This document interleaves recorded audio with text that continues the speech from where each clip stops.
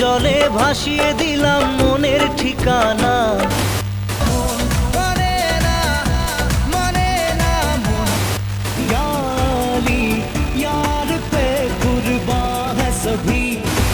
সুরের মায়াজাল ছিঁড়ে না ফেরার দেশে জুবিন গার্গ।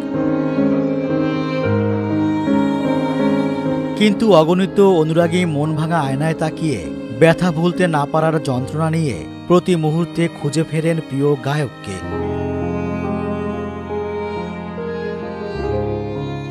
মন ভাঙা আয়না, এটি জুবিনের গাওয়া হৃদয় ছোঁয়া একটি গান, যেটি তিনি গেয়েছিলেন টলিউডের বলো না তুমি আমার সিনেমার জন্য।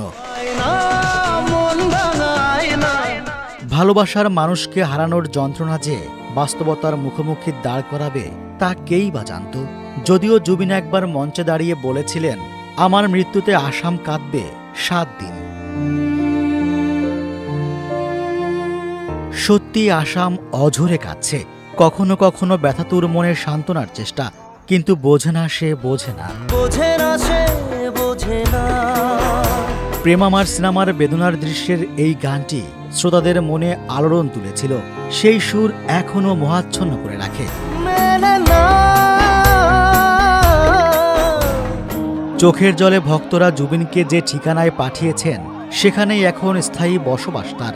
চাইলেই খেয়াল স্রোতে ভেসে অন্য মোহনায় যাবেন না তিনি। চোখের জলে ভাসিয়ে দিলাম মনের ঠিকানা।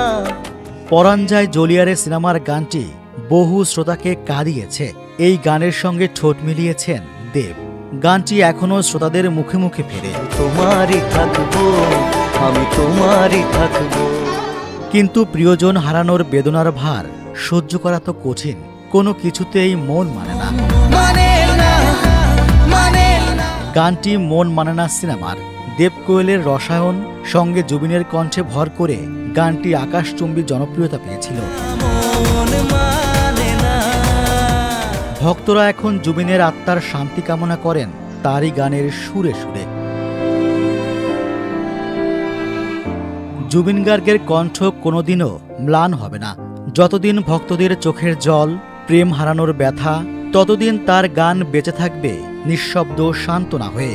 মৃত্যুর সীমারেখা পেরিয়েও তিনি রয়ে গেছেন সুরের নদীতে, যেখানে প্রতিটি ঢেউ বলে জীবন ক্ষণস্থায়ী, সুর চিরন্তন।